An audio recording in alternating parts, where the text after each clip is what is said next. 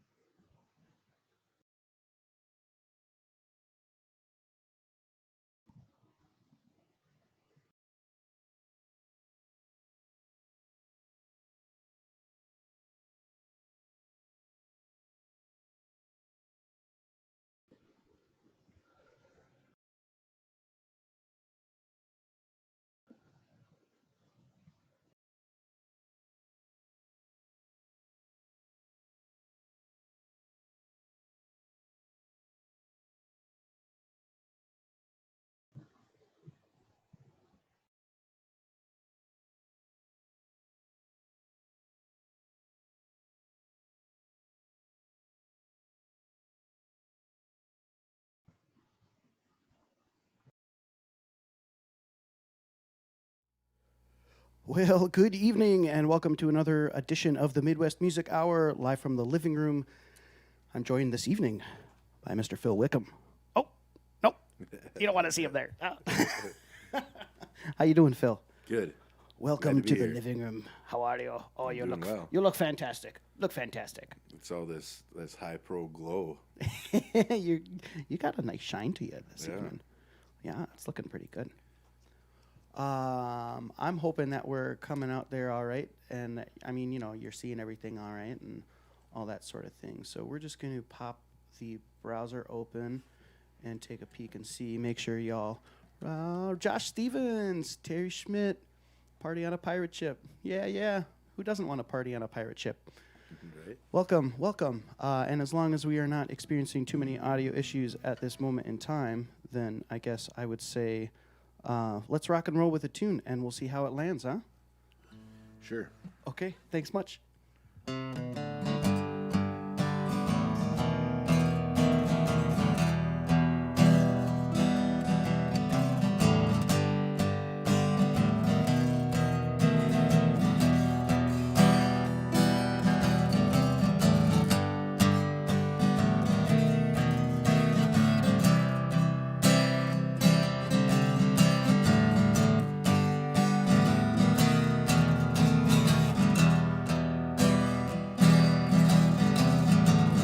Woke up in a Greyhound bus station.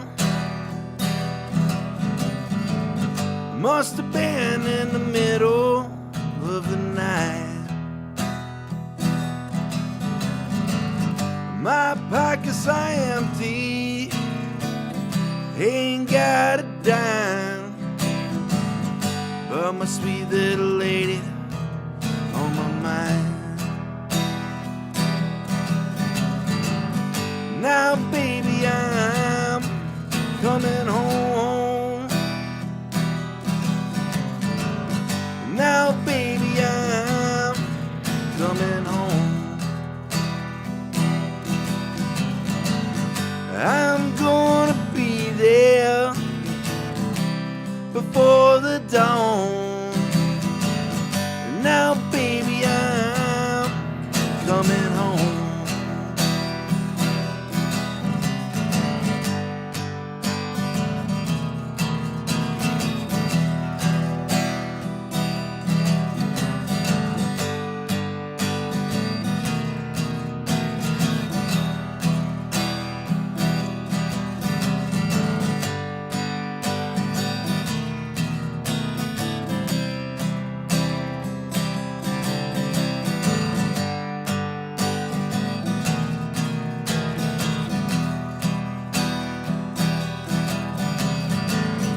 Got jumped last night right outside of Albuquerque. They took everything I had to my name, but I still got my baby. She's all I need, and I know she loved me just the same.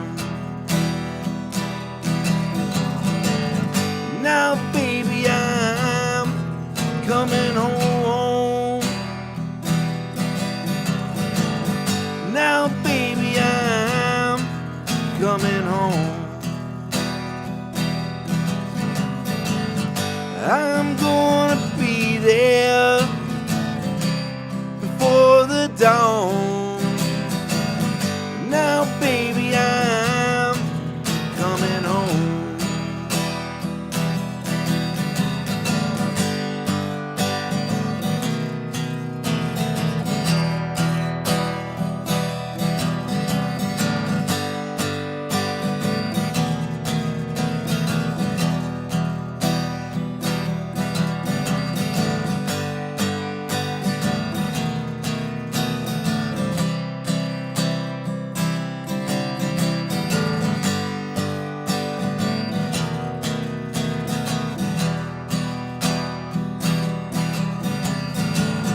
I've been rambling around for years now, just drifting from town to town. But I always got one thing, that lady got me, and she picked me up when I'm feeling down. Now, baby, I'm coming home. Now, baby, I'm coming home. I'm gonna be there before the dawn. Now, baby, I'm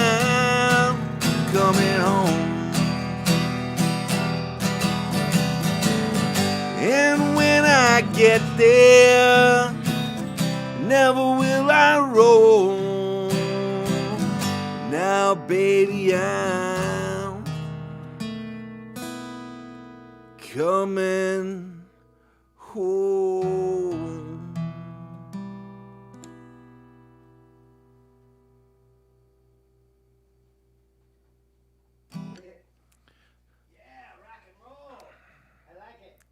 I like it. I like it. I like it. What's the name of that one?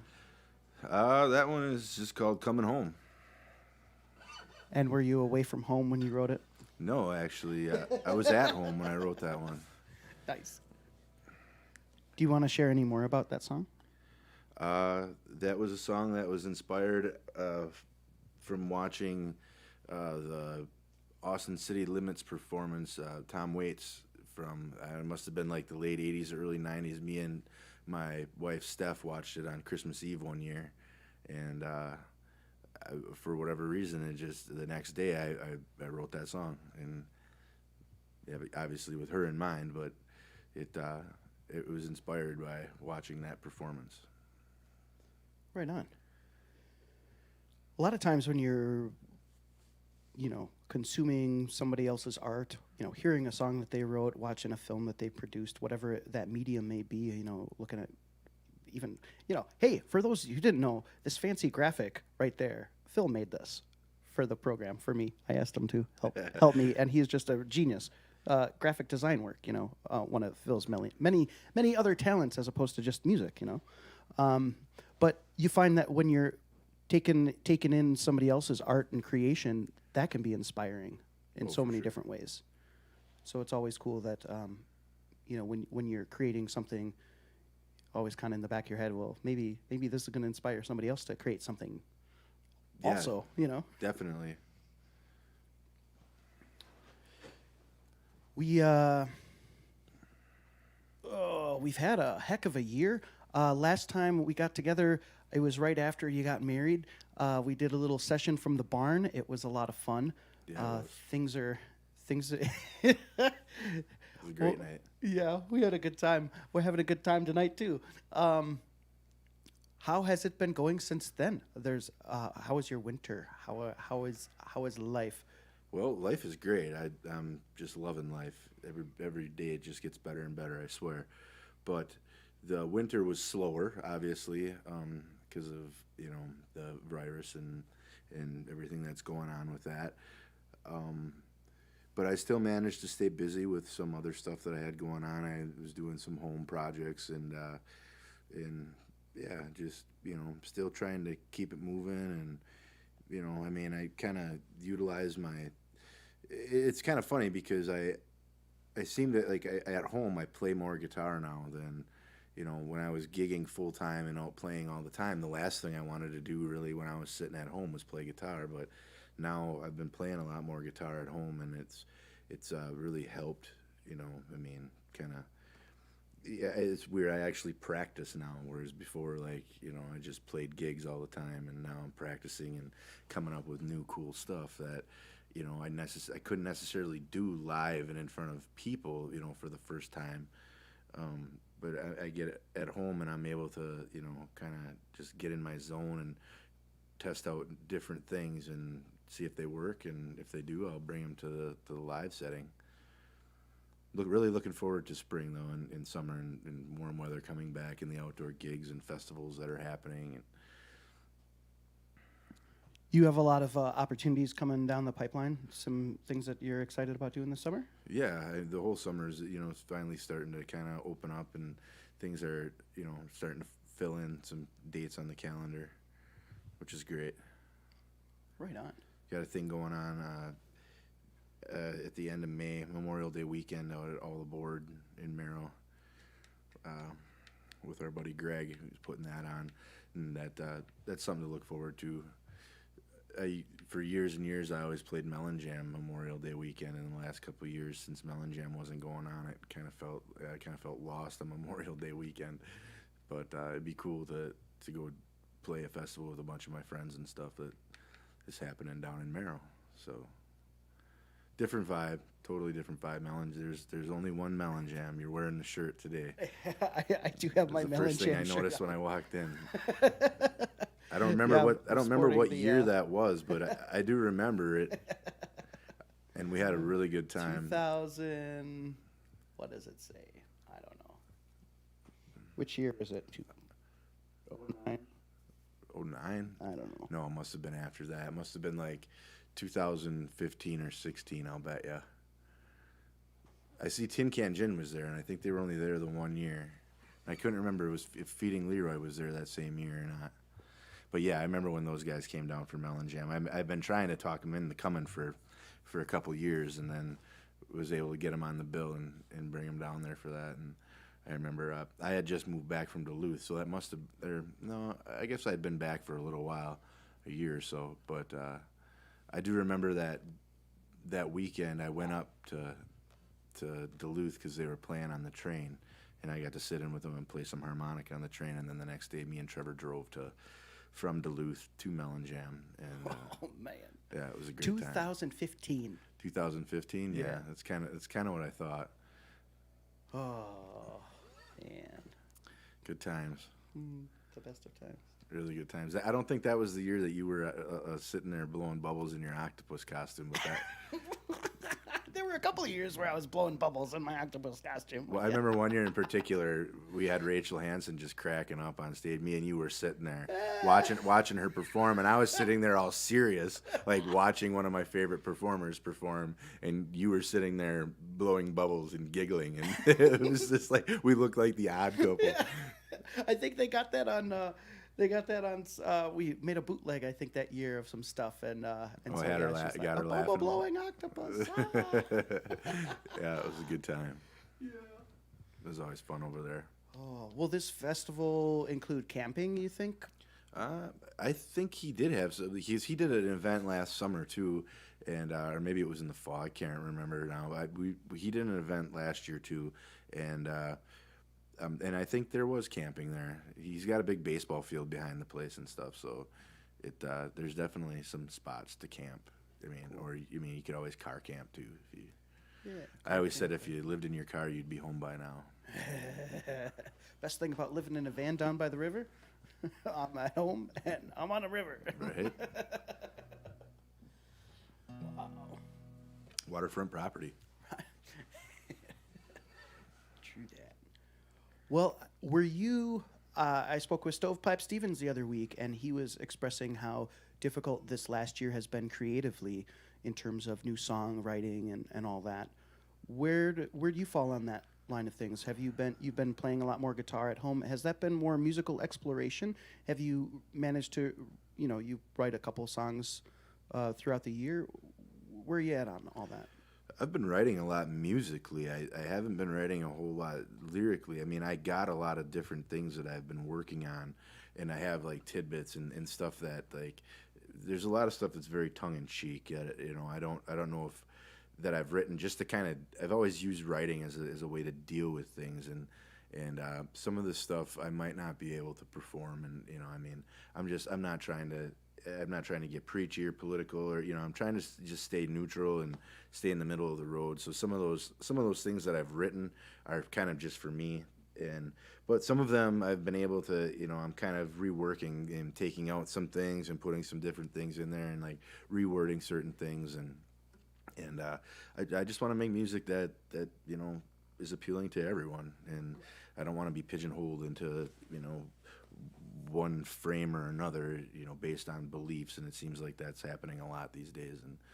And I'm of the frame of mind where I don't much care what the next person believes, as long as if they're a good person and they're my friend, and then or if it's a good artist, and I mean, it's just all about the art, and yeah, kind of try to filter it out. So to answer that question, yes, I've been writing. It's been kind of difficult because my subject matter is a little tongue-in-cheek, and I don't know if I can really bring it to the table without reworking some of it. And some of it is, I mean, to be honest, I've had a hard time kind of writing lyrics in the last couple of years, several years since I've been with my now, who is my wife. It's kind of crazy. I used to kind of write all these sad cowboy songs and like kind of from the heart, and like these places that I'd been and different things that I had been experiencing, and you know, they were kind of all very down and tough to deal with, and that's kind of how I dealt with them, as writing. And now like life is good, and it's tough to like to write about that. I feel I've always felt like it's really hard to write happy, bubbly songs for me, because you know, I don't want to come off like I'm bragging or like I'm, you know, being pompous in any way, shape, or form. I am really happy and things are going great. And it's funny because like from perspective, when you're used to writing from a place of pain and heartache, it's kind of hard to just try to kind of switch lanes and write happy, bubbly stuff. So. Just not in the cards, huh? It's like Neil Young once said, you know, I live up tempo and I play down tempo. Yeah. Yeah, that is kind of wild. I think that was actually one of the things that I talked to gal Gracie Lou about when she was in on the program, and you know, she had just gotten engaged, and so was looking forward to that, and you know, the same type of things going on, like, oh, what do I do with these happy feelings? And I'm used to, you know, singing sad or writing sad or angry, Right. whatever, you know, name the emotion that is other than happy, and that's, you know, but that doesn't mean that they're not in there. You know, I think it's gonna find a different way out of you, and Yeah. just take a little bit more time to kind of just, you know, settle in, and because I don't know, I don't, Right. you know, I don't like to talk about myself too much. Of course I do, but you know, even then, you know, like you think about like a child being born, you know, like our son Elton or whatever, you know. Oh, what kind of inspiration comes from that, you know? Well, he doesn't have a song yet, but that doesn't mean one's not coming, you know. Or Right. that, you know, it's Yeah, and like experiences like that, like I've had people tell me that too. Like you have two amazing kids, like write about that, and it's like, you know, it's very that it's such a touchy subject for me. Like when it comes to writing about them, that like, you know, obviously it could be very easy because I could think of a million different things and emotions that I've dealt with, you know, in parenting them, and like, you know. But at the same time, like if I'm going to write them songs, it's gonna have to be like just epic songs, you know. And like I almost feel kind of intimidated at the whole idea of trying to write a song about them, because I would never want to represent how I truly feel, and you know, I want. And also, like, you know, how do you pour all these feelings and emotions that you feel with your kids into something like that, you know, into a 5-minute song, you know? So, without making it sound like, you know, kind of hokey or cheesy or something. put in and insert cheeky cliche, right? Right. Oh, well, and I think too, yeah, I mean, a lot of good songs have been written about some of those subject matters, and Totally. it can be one of those scenarios where you think, oh man, how can you say it better than this person already said it? Right. It's like Old Man Ludica. He the first time I seen him perform, one of the things that I really liked is he said that, you know, he's like, this is a song that I wrote for my kids. And then, you know, he played it and it was a great song. Old Man Ludica, he writes really great songs. And he, and afterward I got to talk to him. This was at Jack Pine many, many years ago, maybe like 2013. And I got to talk to him afterwards, and I told him, you know, I really enjoyed that song about his children, and that, you know, that must have been kind of hard to write, you know. And he said, you know, yes and no, you know, kind of the same kind of same thing I'm talking about is, you know, when you're feeling it and it's time, it happens, it comes out, and you find the right words. For sure, for sure. And I think now he's got many songs that he's written about his kids. Yeah, it's probably, hopefully maybe it's like a faucet or something, you know. It's like once you turn it on, you know, you can kind of maybe just make it hotter if you need to, or make it cooler if you need to, or Right. you know, just make those adjustments or whatever. The first step, you know, it's always the hardest one. Totally. Could we get into another song with you? You got another song in there that you feel like sharing? Sure.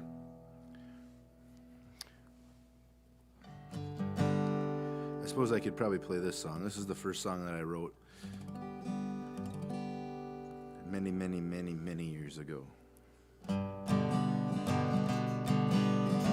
Since we're talking about how it's hard to write about happy stuff.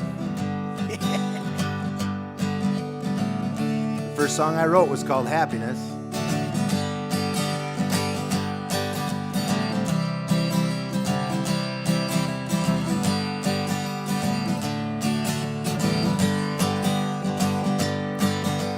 Waking up with that smile on my face, dreaming about getting out of my place. It's been so dang long, chasing that dream. Now I got me a plan, got me a scheme, and I'ma make it happen.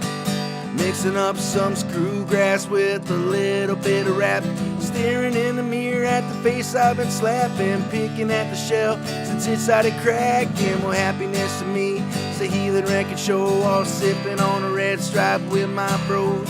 Got no tolerance for scandalous hoes, all strung out tweak a suck and crank up the nose, cause I'm trying to stay on a positive vibe, and I'm sick and tired of living inside a waste of time. Lyrics spit down by a friend of mine, take away with a grain of salt and a glass of wine, cause I'm always trying to see the brighter side of y'all out. Look at yours and I'm out getting mine. Happiness is a bluegrass vibe, and knowing that the poetry will all subside. Yeah.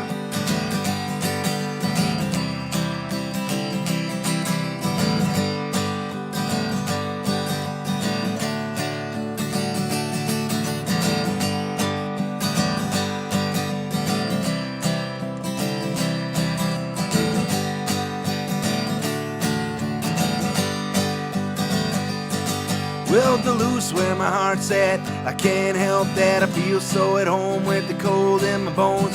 Hitting up spirit every time it snows, and tearing up the slopes with my bros. And happiness for me is happiness for you, and kicking back with the Vickers brew.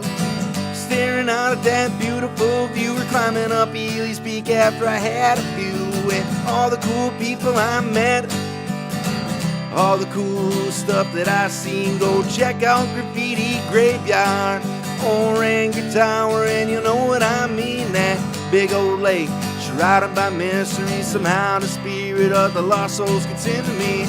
Puffing on herb that's always crystally. Yes sir, yes sir, Duluth is it for me.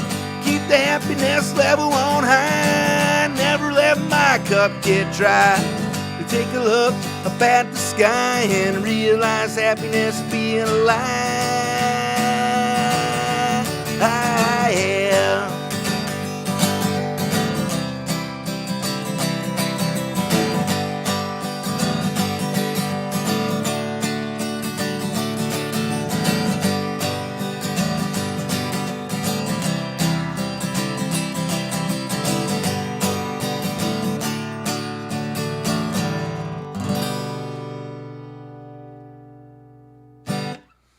I'm not going to do the fast part.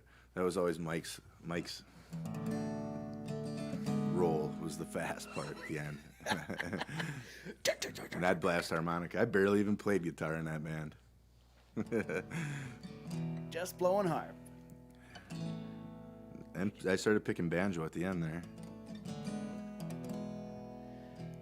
So as I laid it out a little bit, but you know, when Ghost of Swinetown first got started here, when you guys first got together, I was identifying that as a major turning point in terms of being able to have this outreach and networking with various bands from out of town. You know, you'd always get the once in a while maybe headliner that plays, you know, this place or that place, or you know, maybe some venue had some stuff going on, but in terms of, you know, the local musicians doing their own stuff, you know, at bars and whatnot, you know, it's tough to get a band from the cities to come and play it for a 4-hour show, you know, when they got to travel 4 hours and all that sort of stuff. And they're maybe used to doing like a 45-minute set or an hour and a half set on a bill with, you know, other bands from that city or whatever. You know, the northwoods music scene is unique in some of those aspects compared to, you know, other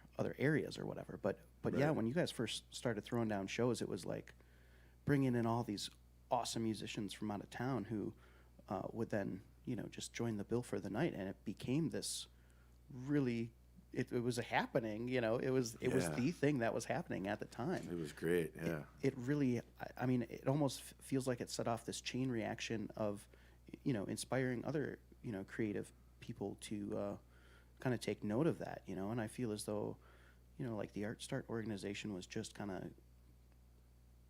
you know, coming about, you know, kind of what are they celebrating, 10 years now, right now?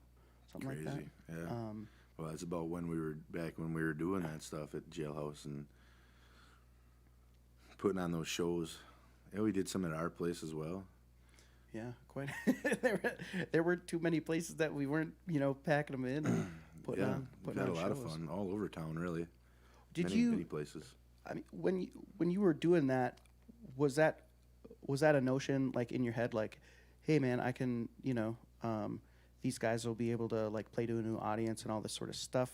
I guess I don't know. I mean, there could be so many possibilities there, but what was going on in your mind when you're like, I want to bring, you know, John Wayne and the Pain to Rhinelander and throw something at the Jailhouse, you know, or Goulash, or, you know, Drew Peterson, all these, you know, Yeah. all those, you know, the list goes on. Dustin Too many Thomas and- banjos, you know. Yeah. Yeah, I mean, it was just all about, you know, playing shows with our friends and fun musicians that we, you know, we were going to these music festivals and stuff and playing, you know, like a lot of them were from the, you know, the Twin Cities area and like, you know, in around Minnesota. And, you know, we were seeing some really great music and we knew that, and we really wanted to bring that, you know, we wanted to play shows with these guys and we wanted to bring that vibe here so that, you know, the folks back home could kind of experience what we'd been experiencing with, you know, all these great musicians and these, you know, we thought it would be a really cool thing, and, you know, if people would come, then we, you know, we could show them a real good time, and man, did they come. Like, it was, you know, there was some of them shows were just crazy, you know, and we had some, you know, some really wild nights out there at the Jailhouse for sure, you know, and other places, like I say, but Jailhouse was like our prominent spot. We set up there many times and always had a great time. So yeah, I mean, you know, and because you know, we bring our friends over here and they'd play some shows, and then they, you know, they would invite us to come out their way and play some shows too, and it was a chance for us to get out of town and start, you know, reaching other audiences and reaching people in, you know, all around the region, and it was great. Worked out really well. Made a lot of great friends and a lot of great connections, and just had amazing great times always. The question on everybody's mind is the reunion concert in store. Oh yeah, for sure. I mean, it's not like we split up. It's not like we ended our band. Like we, you know, if I feel that if Mike still lived here, we'd probably still be playing shows regularly, you know. But yeah, I mean, I'm down to play with these guys whenever they're around and available.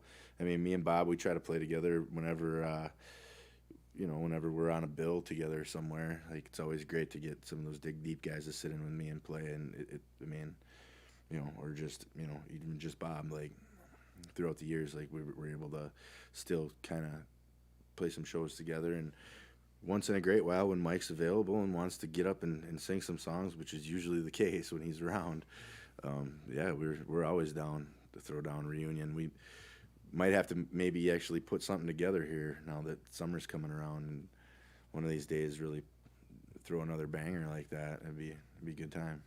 Right on, right on. Are you down to play some bass? That's my question. Oh, maybe. We're gonna need a bass player.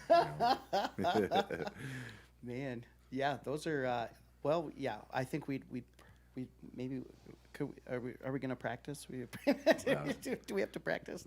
Well, if you know, I don't know what you would define as practice. We'll get together and we'll have some beers and play some tunes, maybe cook some food or something. What key is this one gonna be in? Yeah. No, that sounds like a hoot. I would love that. Yeah. In fact, if there's anything I can do to help make that a possibility.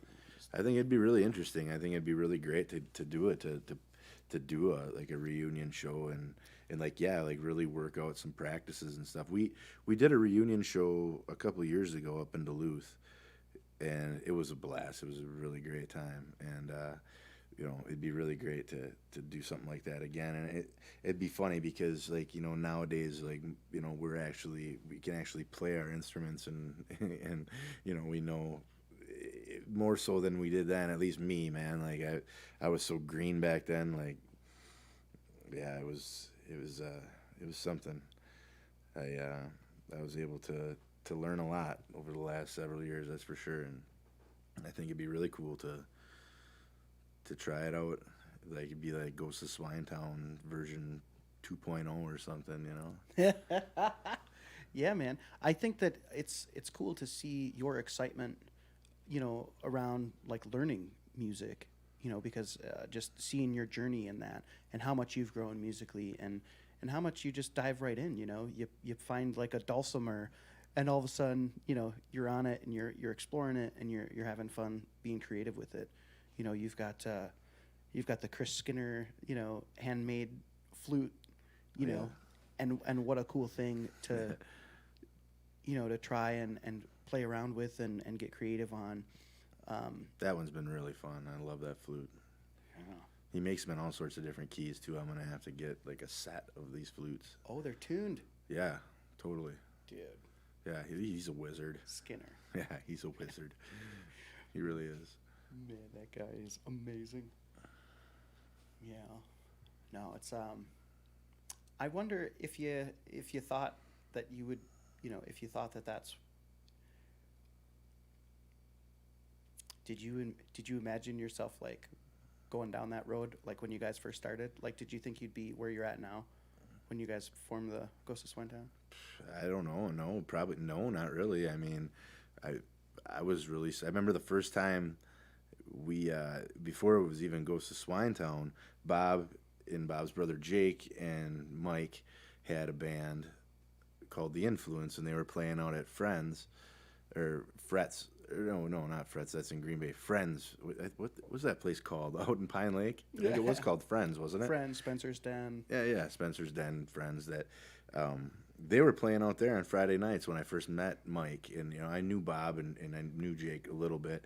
But when I first met Mike, and he told me that he was hanging out with those guys and he had a band with them, and he invited me to come play sometime out there, and I showed up, and I would just sit in and play harmonica, and Jake always had a djembe there, so I'd snatch that up and play it sometimes, or when they'd take set break, I would grab the acoustic guitar and try to play and sing that like maybe 3 or 4 songs that I could play and sing at the time, and eventually it was becoming like something that was turning out to be really cool. And I remember the first time that because there was never like a payment agreement there. I think it was just you guys can come play for drinks kind of thing, and I'll dig in my pockets at the end of the night. And then that's what happened. Like one night we were there all night, and we played, and like people were having fun. They were dancing, clapping, having a good time. And at the end of the night, she felt compelled to throw us each a little bit of money, and I got a $20 bill, and and drank all night for free, and was just like, wow, like holy smokes, like we'd have been just doing this shit. We'd have been just doing this at home, anyways, but. And it was crazy to me to actually, to get paid for doing something that I'd probably be at home doing anyways. So, yeah, and so I never had a clue that this would ever, become something like this. But it's like this is my 9 to 5. This is my full-time job now, and I absolutely love it. Like I feel so blessed and so fortunate to be able to play and sing my songs and do something that I love, and it's not like a 40-hour a week kind of job. It's the kind of job, I mean, yes, I could put in that kind of time if I want to when it comes to like promotion and creating like posters and t-shirts and stickers and different graphic designs and stuff that go with it. I mean, there is other work besides just playing the gigs, but I'm basically only away from my family for a few hours each night, and I get to be back home by them most of the time, as long as I'm not like too far out of town. And that in itself is like what's made, you know, I got tons of free time during the day that, you know, my son, he's in kindergarten now, but up until now, like I've been able to spend like every day with him like it's summer vacation, you know, and we're always like out hiking or in the canoe or in the boat or fishing or, you know, just we get to really enjoy our time together. And I feel super blessed because I know that there's a lot of people out there working 40, 50 hours a week that barely even know their kids, and that's a tragedy. It really is. Like I wish we could all stay home and be there for our kids and really, you know, teach them that there's a different way to live. You can support yourself with your art. You should definitely try to do that. Absolutely, yeah. It's a cool thing, great position to be in, you know, punching your own clock. Definitely. Yeah, I mean, at this point, like, I don't, if this, you know, I mean, the toughest part is like, before the pandemic came, like, things were going really well. I mean, I had been, you know, doing this full time for the last several years, and, you know, it just kept getting better and better, and it still is. Now that things are starting to come back and stuff, and we're able to get back, I can tell, like, you know, the few gigs that I've been playing, like, people are really appreciative, and it's something that they really they miss. You can tell, and I think that there's going to be a great appreciation for this once it opens back up when we get to play again, and yeah, I mean, it's just it's something. It's a great thing to be able to do this, and I'm glad that that, you know, a lot of places are using their smarts and trying to keep people safe. And, you know, I mean, people, you know, I've been playing some shows that are indoor, but like the way that it's set up, I feel very comfortable. I don't feel like I'm really putting myself at risk so much, and that's really cool that, you know, venues are taking extra steps to try to keep people safe, but yet still provide the live music that we all need and, you know, yearn for. Absolutely. Yeah, it's such a cool thing that they're able to do that in that capacity. And I think, you know, vaccines are rolling out. People are getting a little bit more, you know, comfortable, sort of, you know, Yeah, as much as one can, you know. Definitely, you know, that's good. People that never were uncomfortable never had to get comfortable in the first place to begin with. So Right. oh, and you were working on a batch of recordings. You were hanging out with Drew Peterson, right? Making them with him up there in Minnesota at Yeah, it's basically like 4 hours straight west from my house is where my good friend Drew Peterson lives, and yeah, we were working on some recordings at his house, and he actually, the last time I was out there working on recordings, he sent me home with a bunch of gear to set up and record at home myself, so that I can, you know, work on things, and I'm having him produce the album, so he's like, you know, kind of giving me pointers and helping me through the process. And, you know, it's nice to be able to have the equipment at home to work on it, so I can like set it up, and it's like, you know, just a real comfortable vibe. It's tough for me in a recording situation, like, you know, not really doing it that much.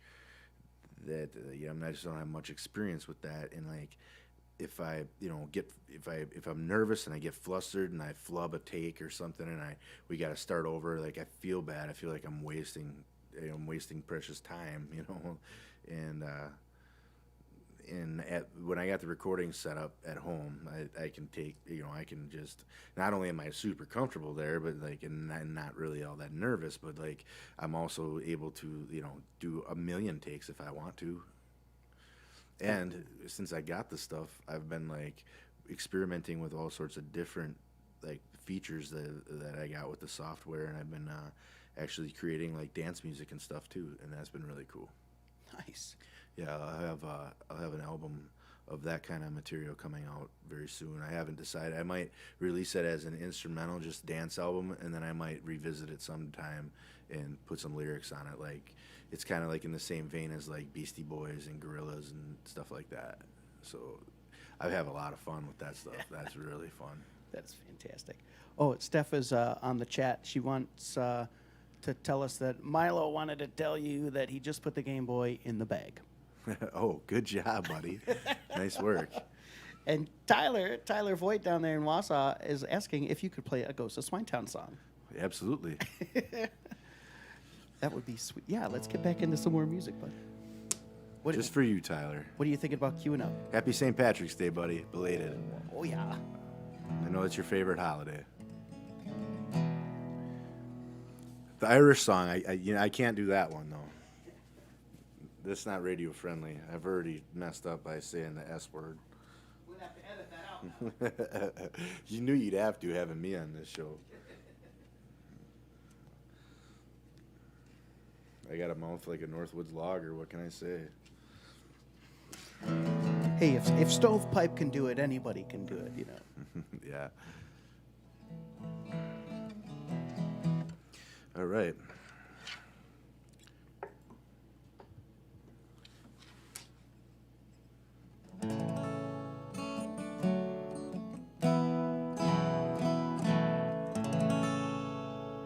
This is also one of the first songs that I wrote.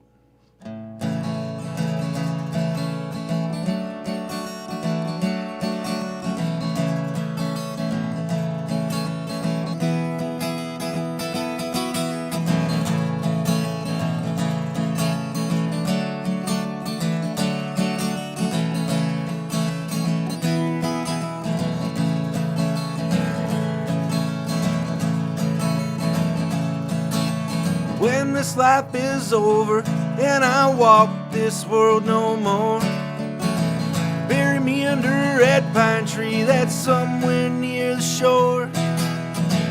When my time to come for me to meet my maker, give my last request to the undertaker.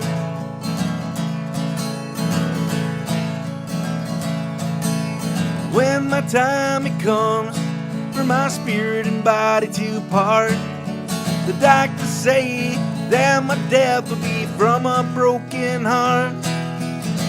Traveled all over the world, just rambling like a dove.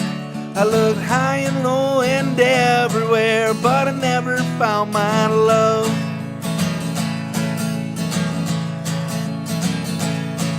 And I know she'd play bluegrass at my funeral when I die. Take me up the North Shore way to the place where I will lie.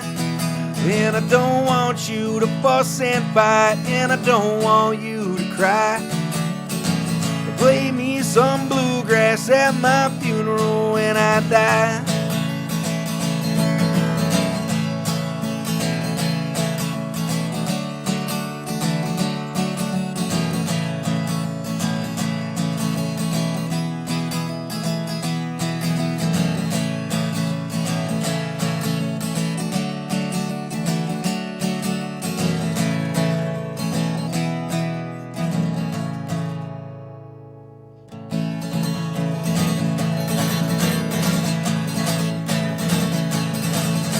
Won't you see if you can get the Ferdinand boys to come?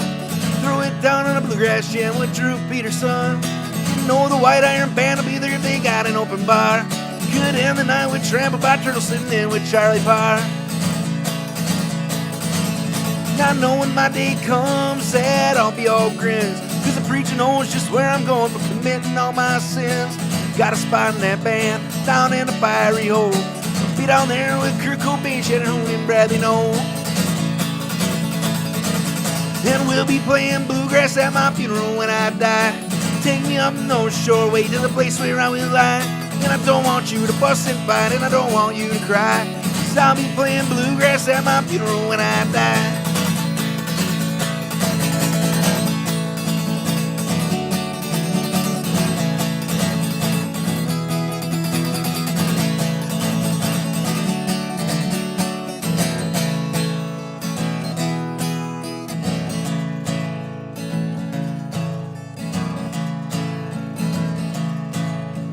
Play me some bluegrass at my funeral when I die. Take me up the North Shore way to the place where I will lie. And I don't want you to fuss and fight, and I don't want you to cry, Play me some bluegrass at my funeral when I die.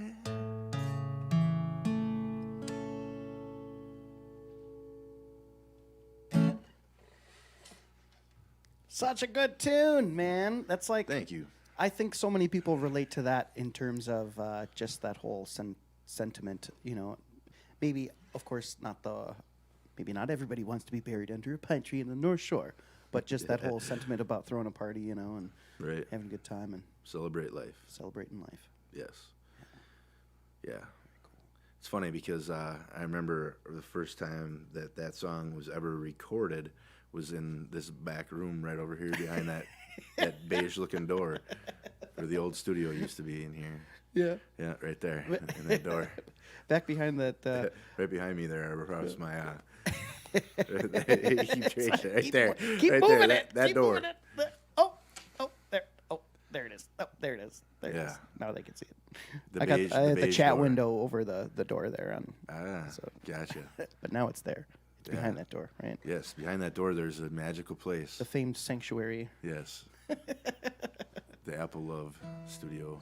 We recorded our first album, and you recorded it for us and did an excellent job. Oh, thanks, man. It was just a little digital recorder. Not too much we could do. you know. The technology's crazy how far they've come, you know. Like, I mean, even back then, for us to be able to do something like that, you know, I mean, it was just mind-boggling that we could, you know, people had to, like, you know, basically sell their soul to be able to cut a record, and we were doing it in our good buddy's, you know, spare bedroom. Just, you know, Cutting up them beer boxes to make the Yeah. CD. yeah, that was a huge hit. That was like the best part about that first album is that. You got any PBR left? Or? Yeah, well, I mean, each box or each CD was different. Well, I mean, we had lots of PBR and, you know, the stuff that we were drinking heavy, but, I mean, you know, we also hit up liquor stores and stuff too, and like got boxes from them. So we had tons of like Strohs and you know, Hams and Blatts and New Glarus. There was all sorts of different ones. It seemed like, you know, everybody got a different one, and that was really cool. And then we printed out the little slip of paper to slide in there, which was like the liner notes essentially that had like the track titles and stuff. Yeah. Epic. Yeah, all DIY, man. Like, Completely DIY. Yeah. You don't get much more than that. no, you know, and that harkens back to the old, you know, the punk vibe stuff, you know, like, or the old like kind of like mixtape kind of, you know, era where you know a lot of punks were like, you know, recording to just cassette tape players and, you know, handing out their tapes at punk shows and stuff, like trying to get people to listen to their stuff, you know. And it's kind of where we were coming from, kind of what we were doing. Yeah, it was. You know, it was you guys were playing. What festival was that? At Harmony Park. Was it a Memorial Day weekend, like a That one, no, Project Earth that thing or something? Or? the one, I think the one that we we recorded that recording. Bella Madre. We played at Bella Madre, and that was at the end of May, and then like towards the end of June was Project Earth, and between the end of May when we played Bella Madre, is just me and Mike, as was the original Ghost of Swinetown lineup. We were able to talk Bob into moving back from Madison to join our band because we had a slot at Project Earth. And yeah, so he came back, and within a couple of weeks, like we reversed on the, you know, the songs, you know, some of the songs like literally like, you know, were written in that month too. Like it was heavy work. Like we put it in there, and we to get that out. You know, I remember like I think we were cutting that album like the week of, and we were leaving that weekend to go play that fest. So Yeah. I think we were making like, I think Bob was in the back seat literally making CD cases as we were rolling down the road to the fest. Yeah. Yeah, great times, man. Well. It doesn't seem like it was 10 years ago, but Oh man, it's totally another lifetime ago. Though. yeah, totally. Yeah. Jeez. Yeah. So, what is your timeline on your next release? Then you mentioned you got this equipment. You've been doing some stuff at home. You got any plans for got any plans for a date? Yeah, well, I got all the tracks that I did. I think I got 10 tracks out at Drew's, and I'm gonna go through those and see what I like and what I don't like, and if I'm gonna keep any of those, or I'm gonna maybe scrap some of them and redo some of them or add to some of them. It kind of, you know, it's really weird. Like I really don't like hearing my vocals on. You know, when I listen to recordings back of myself, I have a hard time listening to it. So like, you know, maybe I'm just being overcritical on some stuff, but I might try to, you know, do some redos on some of those tracks now that I got the equipment at home and I can play with it a little more, and you know, and I don't feel like I'm wasting anybody's time. But I really want to try to spend like all next week. Because the recording equipment I got is really nice, and it's not very much. It's kind of compact unit, but I don't have a very big house. I set that up in my living room kind of, and make my living room a studio while I'm doing it. And I mean, I've played with it a little bit, so I kind of am familiar with how I'm going to have to do it. And it's going to have to be a week that my son's not at home, because I mean, I'm going to set it up. I'm just going to leave it set up for the weeks. I'm going to try to hammer this out next week and try to get a bunch of tracking done, and then I can start sending it off to some of these other players that I'd like to get on it, and start getting feedback, and they can listen to see, you know, if they you know, work out some parts, and then if they have the recording equipment and stuff at home, they could add to it, or maybe they could, you know, come and do a session. You know, if like I was talking to my buddy Harry Oak today about coming over and laying down some banjo tracks for it once I get rolling on it, and that's what we'll do is I'll just, you know, set up a weekend of shows to, you know, we'll do like Friday and Saturday night shows, and then during the day we'll just like work on recordings and then try to get his sessions done, you know, and then on to the next or whatever.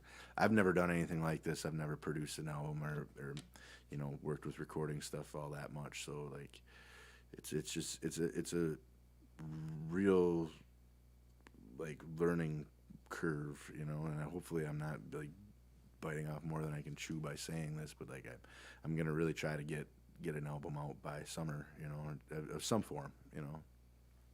Awesome. If nothing else, I got like 6 tracks already for that dance album, so I'll have new material out this summer. I just don't know what form yet, but Dance party in the USA.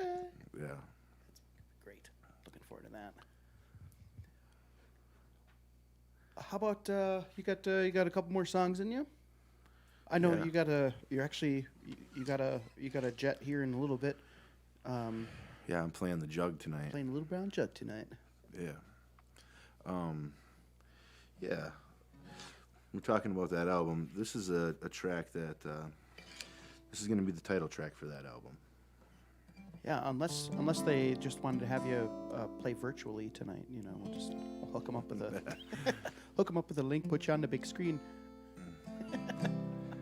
I don't know if Rusty would start paying me for that, I might do that from home. There you go. The jug's only 2 miles from my house, so I could practically roll home from there. Yeah, this is the title track for the new album, and it's going to be called Dusty Eyed and Broken Hearted.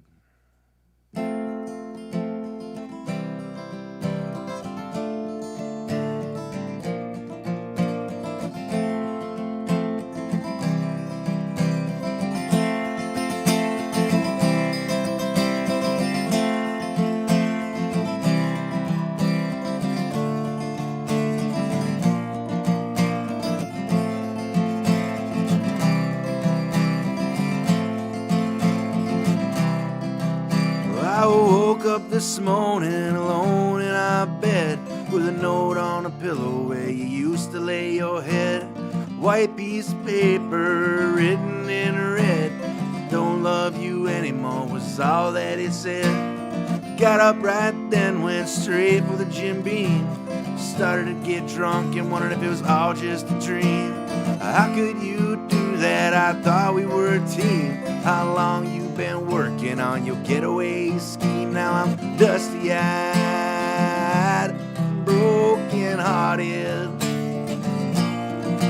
Been at the bottom of a bottle since the day that we parted.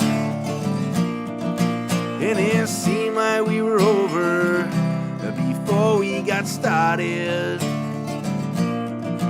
Now I'm dusty-eyed and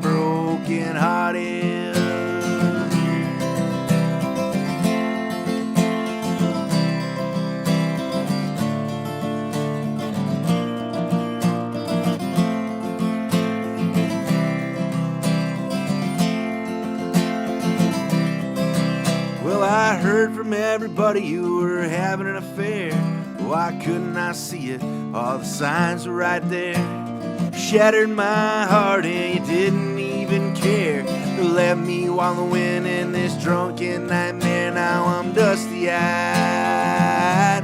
broken-hearted. Been at the bottom of a bottle since the day that we parted. And it seemed like we were over before we started. Now I'm dusty-eyed and broken-hearted.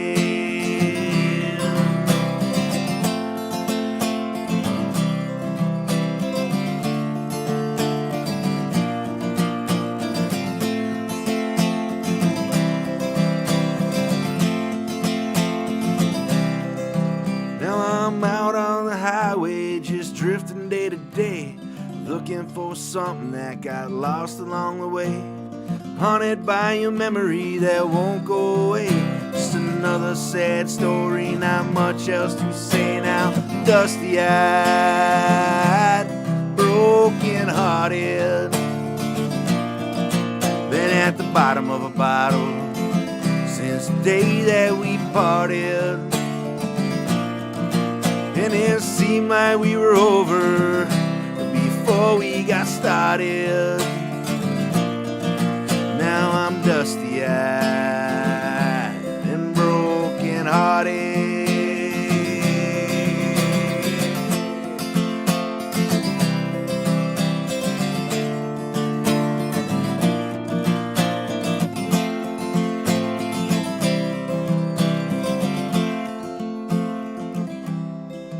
Now I'm dusty-eyed and broken-hearted. Been at the bottom of a bottle since the day that we parted. And it seemed like we were over before we got started. Now I'm dusty-eyed and broken-hearted.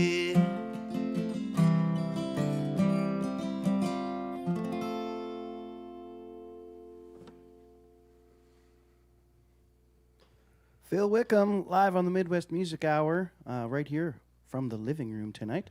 A special produced at home program that we've been doing for WXPR for, just a little while now, I suppose. It'll be interesting when we can get back over to the station. Of course, everybody's looking forward to that. But as for now, it's exciting to be able to do this from home, and we're looking at probably this going to air this coming Tuesday or a week from Tuesday. I still have to figure out if I'm going to put Doug's program up. Last week I had those major audio issues and whatnot. I'm trying to determine whether or not I'm going to put that out over the air or not. But Doug, we may have to redo that.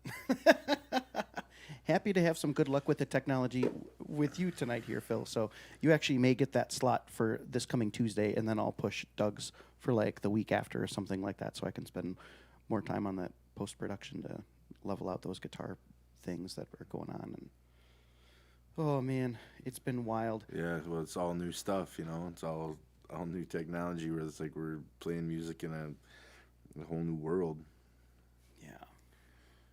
Yeah, you did some live streams last fall, a little bit from your house, from the living room.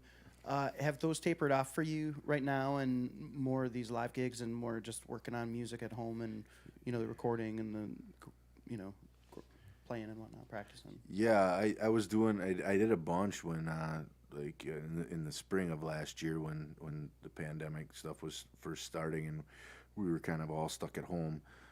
I did, several, I was doing it weekly for a while there. And then I think the last one I did was in the fall.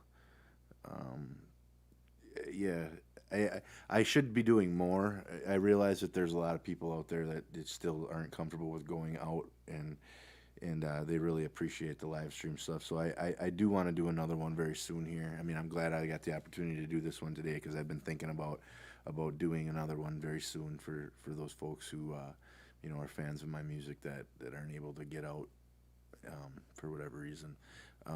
Yeah, but yeah, they pretty much tapered off when I started getting back to the gigging and with all the other projects I've had going on at home and stuff. Yeah.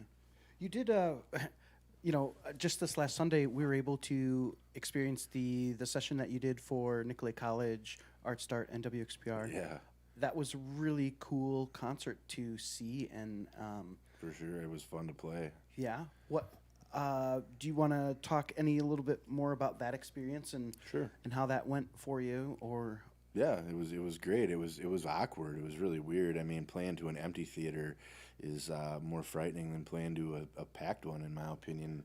I mean, as a musician, you kind of you feel out the crowd. That's how you kind of that's how your performance is gauged, and how like you kind of feel out the crowd and see, okay, well, they seem to be liking the faster ones more than the slower ones tonight, so I'll play in some more, that kind of vibe. You don't really have the opportunity to even, there was only two other people in the theater, the guy who was Nate, who was running the cameras, and Mike, who was running the sound, and that was it. It was just us, so it was a little bit awkward, but it was really cool, like I could tell I mean, I was honored to have the opportunity to grace that stage again. Last time I was there was several years ago, and we had a really good time that night too. But yeah, anytime I get a chance to play on that stage, it's really cool, and I was really thankful for the opportunity and happy that Nate and Mike were there to run the technical stuff. All I had to do was show up with my guitar and plug it in and go, Well, and I have my looper and my stomp as well. I mean, so I mean, I basically set up just like it was like a live gig, and I was told to treat it as such, and that's kind of how I did it. I didn't talk too much between songs. I'm not really a talker. I'd rather just play than. I seem to fumble over my words, and like we experienced earlier, I might say something that I shouldn't say. So, yeah. Other than that, it was great. It was fun. well, because I had a chuckle. I was talking to Nate about it a little bit, and he did mention that you self-censored on one of your lyrics during the song, because as I was listening to the performance, and I heard the implied word, Yeah. and then the fact that it wasn't there, and you just didn't put it out there. You just Yeah. omitted it from your. Yep. How difficult is that to not say a word during a song? Well, yeah. I mean, that one was because that's the big one. It's the rhyming line in that song is truck, and so yeah, that's the big one. You definitely don't want to say that somewhere that you're not supposed to. It wasn't too hard. I just I knew that people would get it. I mean, anybody listening, I'm sure they figured it out. It was implied, yeah. Yeah. Like Nate's never even heard that song before, but he knew. I mean, he could tell that I had self-censored and took that part out. So, I mean, yeah. I mean, it sometimes I forget and I slip up, but most of the time I'm pretty good about it. Has your writing style changed at all since you started? Oh, absolutely. Yeah, I used to coming from a punk background and or a love from punk music and metal and stuff like that. I didn't really have much of a filter at all. I wrote songs that were that I prided myself on how offensive they were, and and I still there's still people out there who want me to play those songs, and there's still an audience that appreciates that stuff. But as a writer, I don't feel that's really serving me anymore. So I try to put more thought and a conscious effort into making it something that everybody can listen to, and not just a niche market or something. I mean, obviously, if I got something to say, I'm gonna say it. But you know, and if somebody doesn't like it, they just don't have to listen to it. But at the same time, like, you know, as I get older, I guess, you know, and I want to write things that, you know, I want to write songs that I can practice at home while my kids are home and not have to worry about them like taking it to school and singing it, you know. Yeah. That being said, I do have a new one that's in Spanish that you know, it's not really all that bad, but like it's not something you want your 6-year-old singing at school, and he picked up on it. And the only line that he remembers is the one that's like the worst too. So, Do you want to sing that one? I could. I mean, I do still, like I said, I still have songs that, like, you know, I'm trying to appeal to, like, you know, I try to be funny with it. I don't, you know, I try not to take any of this stuff too seriously, you know, like I always try to keep it lighthearted and funny, and yeah, I mean, sometimes yeah, sometimes it works, sometimes it doesn't. Well, Corey is just tuning in. Apparently, he's got to get some sleep. He says he loves you. Nighty night. Good night, Corey. Maybe he'll stick around for this next song. I don't know. What's the title of this one? What are we doing? Is this the new one? I mean, you know, do you Yeah. want to? Sure. You don't have to. I'll bust it out. You can do whatever you want. I don't really have a name for it yet, but Song in Spanish, yes. number 1.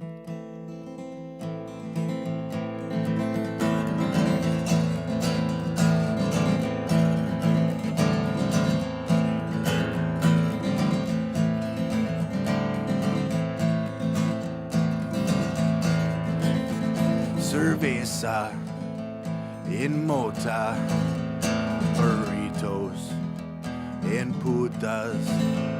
Cerveza in mota, burritos and putas.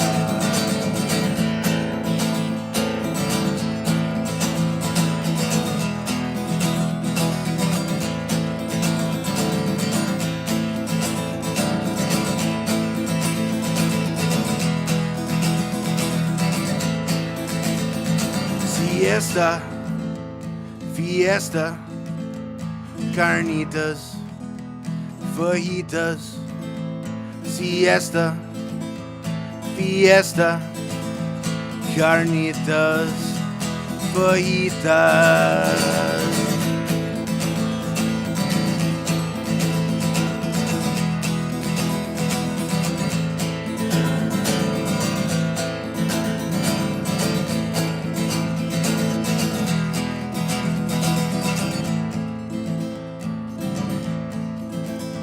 Margaritas, bonita, Lolita, señorita, rica, bonita, margarita, señorita.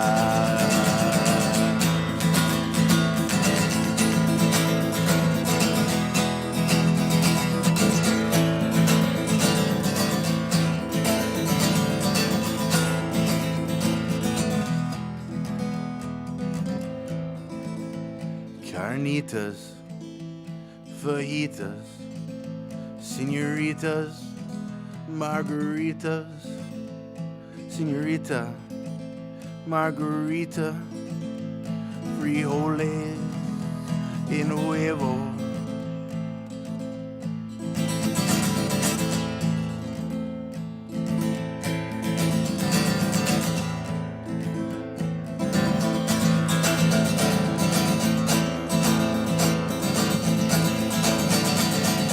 Pizza in mota, burritos and putas.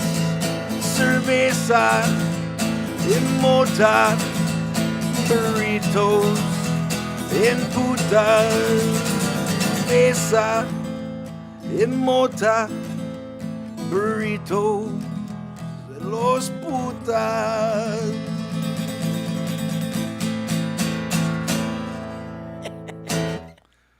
Arriba! I love it. It's one of those songs that just writes itself. What was the inspiration for that song? I don't even know. I really don't. I was just sitting at home one day and I was like, "Yeah, that'd be kind of cool." Yeah. I was just playing around with those chords and I just started. I mean, it was just like it had like a Mexican kind of feel to it, so I just started like, listing off the words in Spanish that I knew, which is, the most important ones. The ones that have a real good time if you ever lost in Mexico.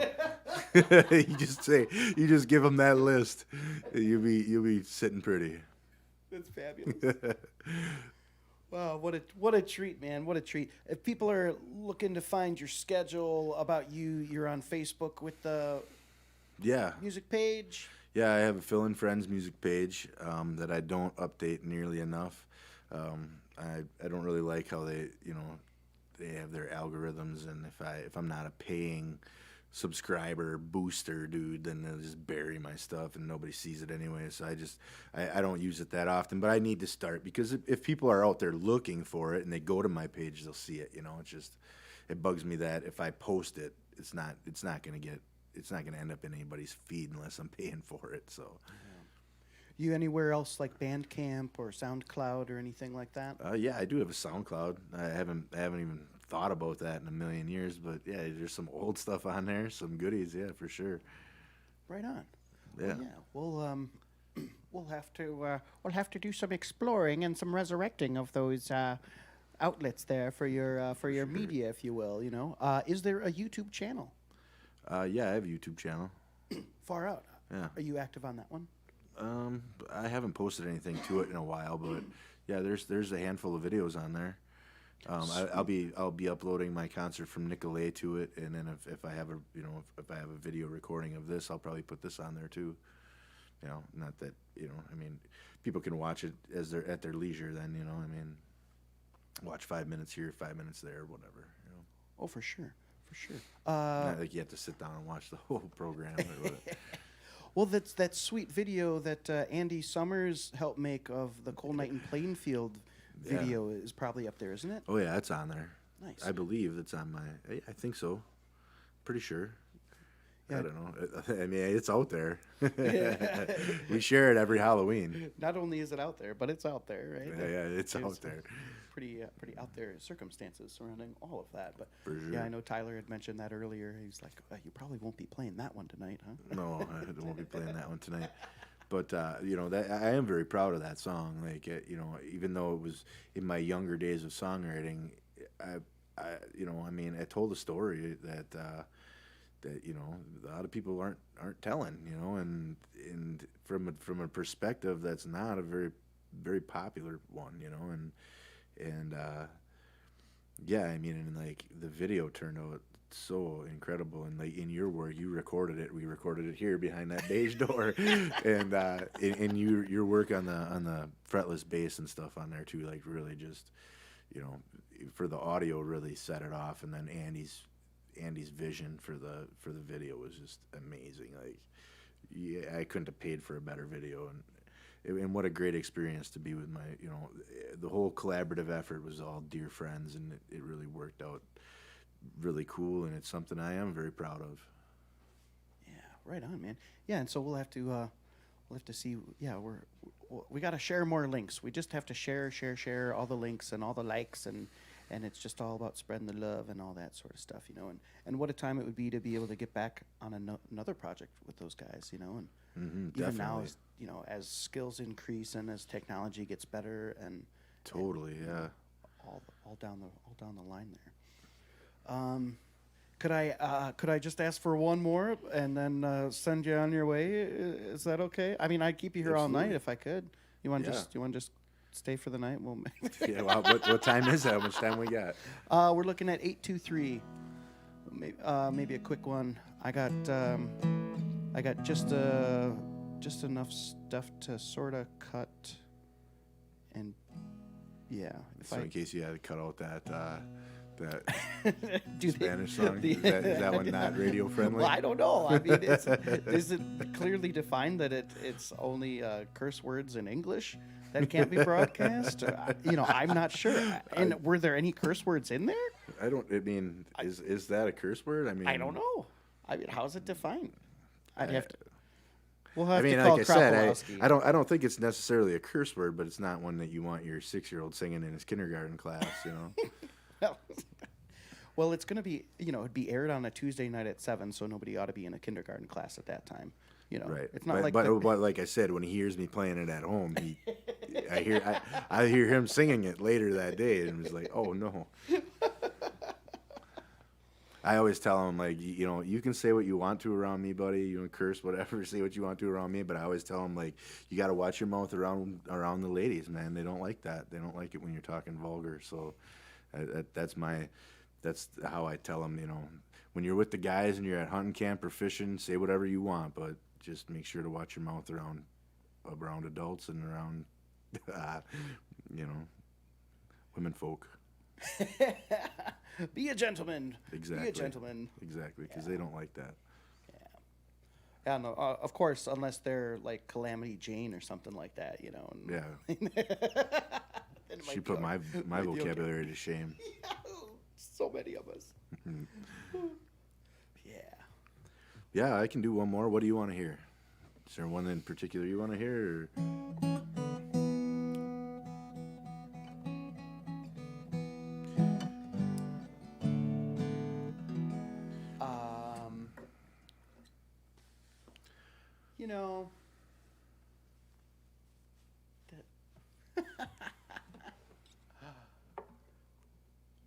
Yeah, I mean, I've got a short list. I've got a short list of things.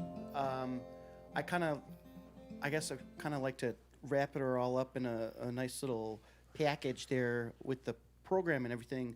Talking about those musical influences that, punk rock and Tool and discovering, alternative bands and stuff like that. But then, your Clowns and Brown. I don't think we can do that one.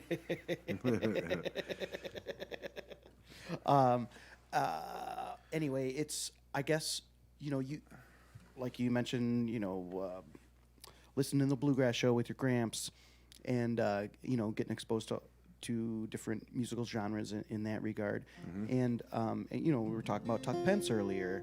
Yeah. Is the Lookout Mountain in the cards? Oh, yeah. Maybe? Yeah, totally. We can do that one. I was honored to get to play this song at his benefit. Was that last year or the year before? Ooh. It was before the pandemic. Yeah, springtime before the pandemic, I think. Yeah. The Campanile Center. Yeah, I was thankful that you allowed me to come up there and play it with you, and then next thing you know, like, Allowed you. Come Dan on. Lincoln's up there playing banjo and Tuck's up there singing, and I'm like up there with like my heroes, and the cable on my guitar was shorting out. And the funniest part about that is I was backstage getting ready to go out, and I was talking to Dan Lincoln, and he was talking about, he was looking at my guitar. He's like, oh, that's a nice guitar, I'm like, oh, yeah, it's a Road Warrior. I've been beating this thing up all over the place, for the money, you can't beat it. And then I go out and have problems with it, and at the time, I didn't know if it was the guitar or the cord that was messing up, but it was cutting out. And yeah, it made me super nervous to be on that stage for such a event and playing a song. This is a song that was written by Bobby Bear, I believe, and Tuck had a version of it on his Heritage album, and my grandfather had that album, and that was how I got introduced to Tuck's music, was through my grandfather, and he really loved the Civil War and anything to do with the Civil War he was all about, and he loved Lookout Mountain. It was one of his favorite songs. And so when I first started coming around and meeting Tuck and hanging around, I used to request that song every time. I still do if I think of it. But so yeah, when it sounded like it was something I could do, is go up and play, this was the song that I knew I had to do, and I learned it literally within a week or a couple days. Tried to figure it out, and like I said, I was super nervous, and I feel like I play it a little bit better now, but I'll let it rip. Right on.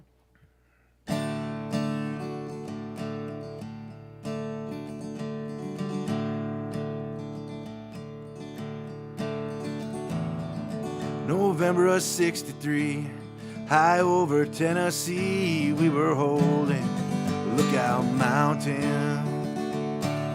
Couldn't see down through the clouds, but there was not any doubt there were Yankees there beyond counting. Union guns began to roar, firing up through the valley floor, through the mist. It looked like lightning. Muskets loud and blank, up through the fog they came, and will not lie, Lord, it was frightening. And the chaplain said, boys, we're up so high, if you listen you can hear old Gabriel's trumpet sounding, and heaven's just a step away for the brave man who will die on Lookout Mountain.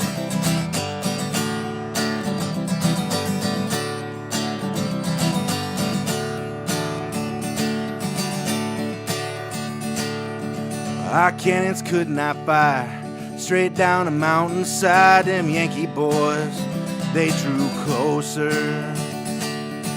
The odds were 6-1. Then the captain turned, said, son, can you hold on? And I told him, no, sir. In the driving rain, with the powder gone, we sent boulders crashing down around them. But well, we done our best, but they would not turn. No, we could not hold them off for Lookout Mountain.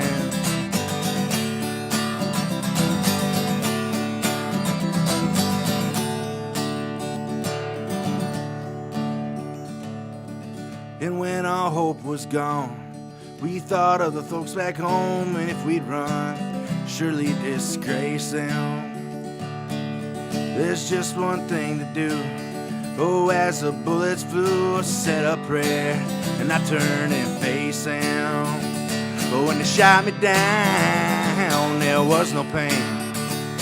In the darkness, one more rebel heart stopped pounding. And by the morning light, we were glory bound, for they could raise the Union flag over Lookout Mountain. By morning light, we were glory bound, for they could raise the Union flag over Lookout Mountain.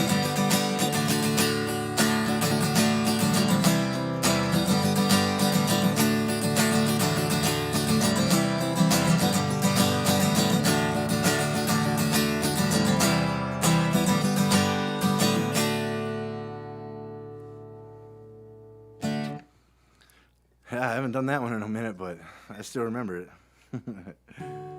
Awesome. Love that song. Thanks so much, Phil. Phyl Wickham, live from the living room here. It's a special session of the Midwest Music Hour. Want to thank you for tuning in to tonight's program. Thanks for supporting Community Public Radio, WXPR. And thanks for supporting music and the artists behind the music, guys like Phil. And Thanks for having me. It was a great time. glad to have you. Glad it worked out, and what a fun time. Thanks so much. Good luck with the gig tonight. Thank you. Goodbye, everybody. Good night. We'll miss you. We can't wait to see you again. We love you. We have a.